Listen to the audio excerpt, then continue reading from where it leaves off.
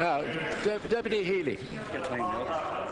Would you mind please allowing Deputy Healy ask his question? And by the way, I'll arrange for copies of standing orders to be reprinted in case some of you have lost your copy. And maybe you'll have a chance of reading it over the recess. Thank you. Deputy Healy, thanks very much. What time, Seamus? They're all finished. Taoiseach, this year, 2013, your government cut the capital allocation for local authority and voluntary housing by over €106 million. And this was, of course, in the context of huge reductions already from €1.5 billion in 2008 to €585 million in 2013.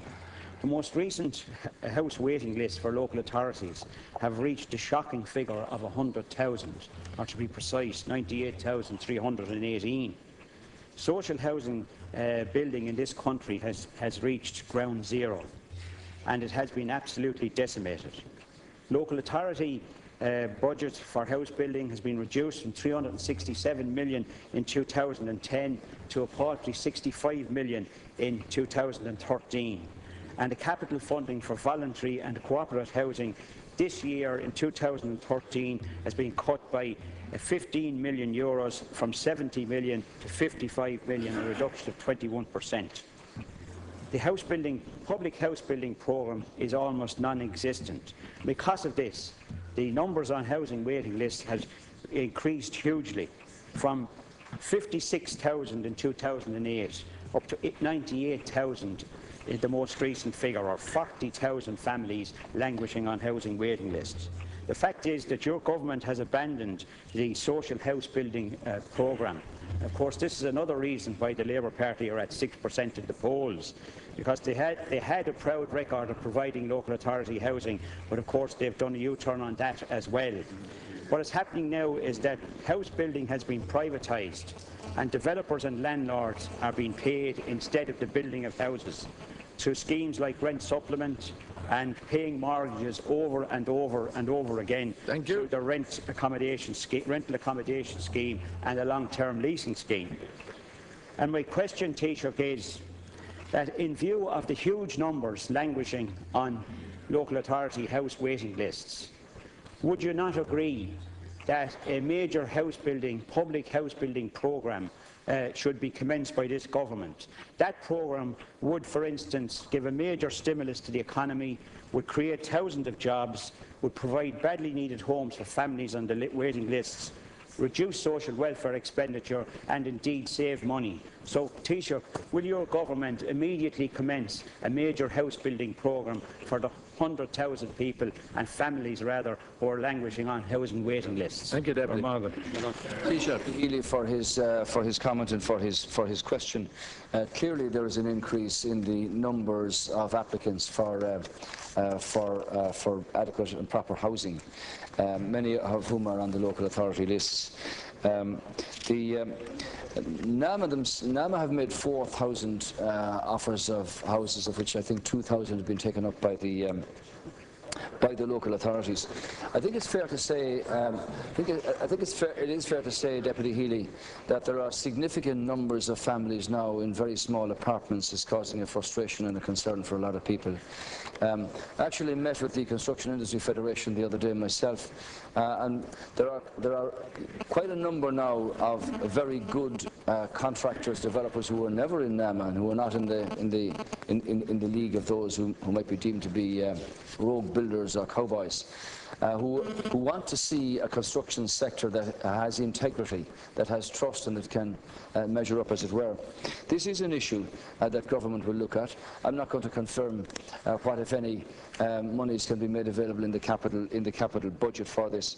It is true to say that on the live register, there are at least 80,000 people who are involved in the construction sector in one way or another, and clearly there's scope for a programme. For instance, in the regeneration project in Limerick, for instance, and in other locations, there are significant numbers of public houses being built. I expect that the response from local authorities can be improved in terms of the offers made by NAMA, and as part of the budget, the government will look at the question of what is best to do in respect of the pressure that is rising from families who look for public housing and who are on housing lists. So thank you for your question. Deputy Healy. Taoiseach, it's clear and obvious, I think, to everybody that you're refusing to fund a significant local authority and voluntary house building programme. But can I ask you, will you at least spare the disabled, the ill and the elderly from the cuts? And please, will you give them some quality of life in the remaining years of their lives? Your government this year has cut the housing adaptation grants for persons with disabilities and ill and elderly people by €15 million or 36%. We now have a situation... Question, please. Thank you. We now have a situation, Taoiseach, where we have ill and disabled persons who must actually crawl upstairs and who cannot have either a shower or a bath. Not because they've been refused house adaptation grants, but because they can't even be considered. Because the funding has been cut by your government and the money has run out. Has your government, Taoiseach, any compassion for these people? And will your government not show some common decency and restore the 20 million cut, or the 15 million cut to this scheme?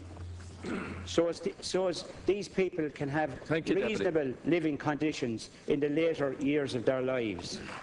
And will you at least spare the disabled and the ill and the elderly from these cuts? Thank you. Please. Well, I would say to Deputy Healy that compassion and common decency are not exclusive to members of the opposition. That's why, for instance, we have. That's why we listen to the sad saga of the women who were in the Magdalene laundries. That's why we've listened and are acting in respect of the people who were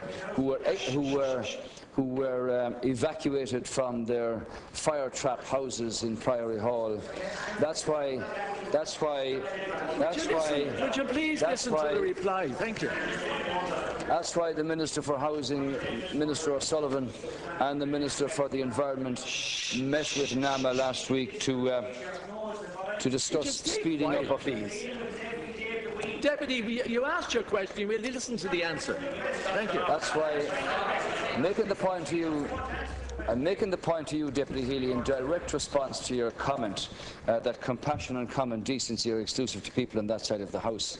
That's why the Minister for Housing, Minister O'Sullivan, and the Minister for the Environment met with NAMA last week to discuss the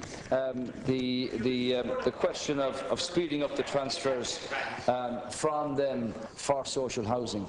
That's why the programme of voluntary housing building takes into account many of the people that you mentioned. Stay quiet, please. And that's why, Deputy Healy, in consideration of whatever limited capital is available for this area, that priority will be given to the elderly and the disabled in the forthcoming budget. And the Minister for Housing has already made that point very clearly. So I can't deal with the specifics of what will be allocated, but within those constraints, the Minister for Housing has already referred to the priorities that will be dealt with. Thank you. That completes leaders' questions for today.